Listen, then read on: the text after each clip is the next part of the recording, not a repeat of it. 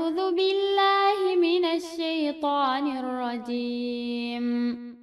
يا أيها الذين آمنوا إذا جاءكم المؤمنات مهاجرات فامتحنوهن الله أعلم بإيمانهن فإن علمتموهن مؤمنات فلا ترجعوهن إلى الكفار لا هن حل لهم ولا هم يحلون لهن وآتوهم ما أنفقوا ولا جناح عليكم أن تنكحوهن إذا آتيتموهن أجورهن ولا تمسكوا بعصم الكوافر واسألوا ما أنفقتم وليسألوا ما أنفقوا ذلكم حكم الله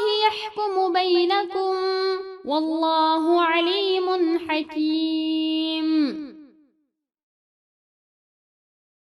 Ey Allahqa, Allah'ның peygamberiga iman etgan ve İslam şeriatiga amal qiladigan kishilar, mu'min ayollar kufri diyaridan islom diyariga hijrat qilib kelsa, ularning iymonida rostchil ekanligini bilish uchun sinab ko'ringlar. Ularning iymonining qandoq ekanligini Alloh obdan biladi. Agar ularni bergan ifodasi va mu'minlik alomatlari orqali haqiqiy mu'min deb qarasanglar, ularni kafir erlariga qaytirib bermanglar. Chunki mu'min ayollarning kafirlarga yotliq bo'lishi halol emas. Kafir erlarning mu'min ayollarga öylenishi halol emas. Mu'min ayollarni nikohinglarga almoqchi bo'lsanglar, ularga erleri bergen mehrining o'xshashini biringlar. Ularni mehrini berib nikohinglarga alsanglarmi, sizlarga hech gunoh bo'lmaydi. Kafir ayollarni amringlarda saqlamanglar. Islomdan yenib murtad bo'lib mushriklar tarafga o'tib ketgan ayollaringlarga bergan mehringlarni mushriklardan talab qilinglar.